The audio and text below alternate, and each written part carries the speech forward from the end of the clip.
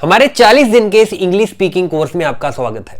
तो पिछली वीडियो में हमने ये देखा कि हम हाँ-वाचक, ना-वाचक एंड प्रश्नवाचक सेंटेंसेस को वाक्यों को हम कैसे बना सकते हैं, यानी कि हम affirmative, negative and interrogative sentences को हम कैसे इंग्लिश में बना सकते हैं।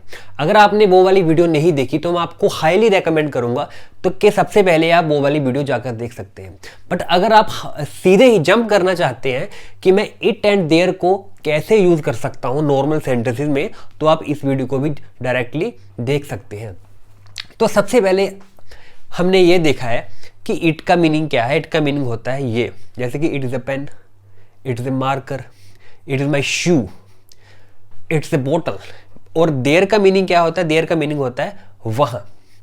बट कई बार हम नॉर्मली कंडीशंस में इट को ये कहने की यूज में लाने के बजाय या देयर को वहां कहने के बजाय हम नॉर्मल ऐसी कंडीशंस बहुत सारी होती है जब हम इनको बहुत ज़्यादा यूज करते हैं। तो आज हम ये देखेंगे कि हम नॉर्मल कंडीशंस में, बोलचाल की कंडीशंस में हम इट एंड देयर को कैसे यूज कर सकते हैं।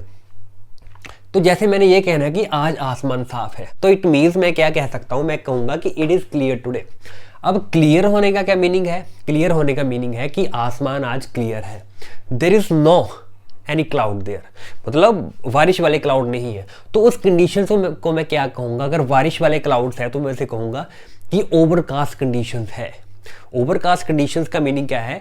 कि there are a lot of cloud in the sky and it's gonna be a rain today. तो ओवरकास्ट कंडीशंस के उल्टा क्या होता है कि आसमान क्लियर है, कि there is not any probability of rain happening. Rain के हैपन होने का, रेन होने की प्रोबेबिलिटीज है जो बहुत ही कम है। तो it is clear today, clear का मीनिंग क्या है? कि साफ है।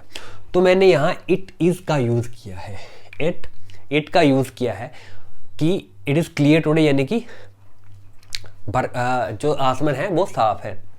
अगर मैंने कहना है कि आज बहुत गर्मी है, आज बहुत गर्मी है, तो मैं क्या कहूँगा? कि it is very hot today.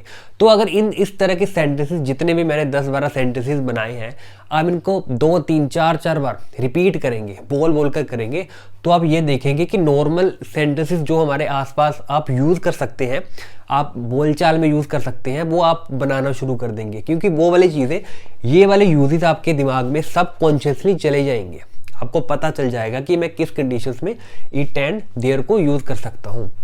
But अगर मैं आपको इसके पीछे रूल्स बताऊं कि हमने यहाँ इट ही क्यों यूज किया, देयर ही क्यों यूज किया, अगर मैं आपको ये बताने चला जाऊं कि जब सब्जेक्ट नहीं होता तब हम इनको यूज कर सकते हैं, तो आप कंफ्यूज हो जाओगे, क्योंकि ये आपका इनिशियल फेज है लर्निंग का। क्योंकि ये जस्ट आपका 3rd डे है और 3rd डे में हम इतना ज़्यादा कुछ नहीं करेंगे। फ्यूचर में जो आने वाली वीडियोस है उसमें हम देखेंगे कि हम इनके पीछे कौन से रूल्स हैं जो गवर्न कर रहे हैं, जो काम कर रहे हैं। तो आज बहुत गर्मी है, it is very hot today. It is very hot today, आज बहुत ठंड है। It is very cold today, it is very cold today. ये स्कूल जाने का समय है, ये स्कूल जाने का समय है। It is time to go to school. It is, ये है क्या? Time to go to school. ये मेरे खाने का समय है। It's my time to eat food. ये मेरे ब्रेकफास्ट का समय है। It's my time to have breakfast. ये मेरे जाने का समय है। It's my time to leave या it's my time to go. कल वर्षा नहीं होगी या कल बारिश नहीं होगी। It will be no rain tomorrow. It will be no rain tomorrow. It will be, future की बात हो रही है तो हम विल का यूज करेंगे। It will be no rain tomorrow. It will be no rain tomorrow. 4 बज गए हैं, 4 बज गए हैं। बट अगर हमने टाइम की बात करनी है कि इतने बज गए हैं, तो हम इट का यूज करेंगे। 6 बज गए हैं, इट्स 6 o'clock। सुबह के 3 बज गए हैं, it's 3 in the morning। It's 3 AM।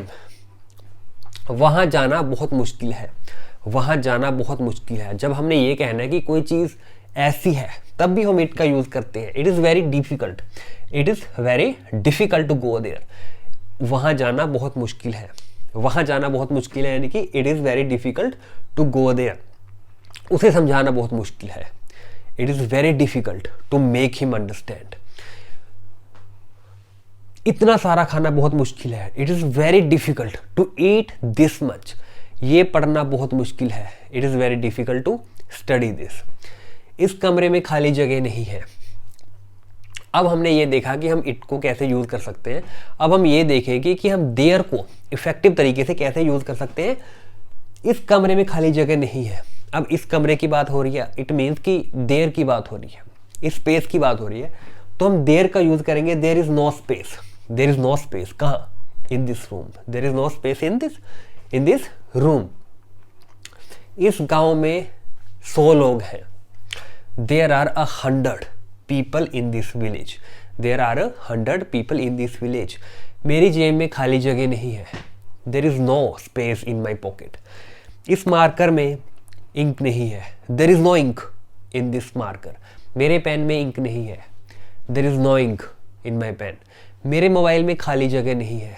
There is no space in my mobile. हमारे शहर में बहुत दुकानें नहीं हैं। हमारे शहर में बहुत दुकानें नहीं हैं।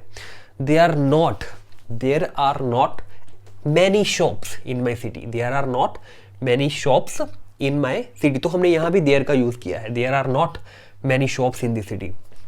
हमारे गांव में इतने लोग नहीं हैं, या हमारे गांव में बहुत सारे लोग नहीं हैं। There are not many people in my village. मेरे घर में बहुत सारी किताबें हैं। There are many books in my home. कल छुट्टी है, कल छुट्टी है। There is a holiday for tomorrow. There is a holiday for tomorrow. तो हमने देयर यहाँ यूज़ किया है, बट वहाँ वाली कोई बात नहीं। हम देयर को किसी स्पेस बताने के लिए यूज़ नहीं कर रहे हैं। तो हम सिंपली कह रहे हैं कि कल छुट्टी है, तो हम कहेंगे there is a holiday for tomorrow. उसको पढ़ाना बहुत मुश्किल है। अब आप इसकी ट्रांसलेशन क्या होगी आप कमेंट बॉक्स में बता सकते हैं। उसको पढ़ाना बहुत मुश्किल है।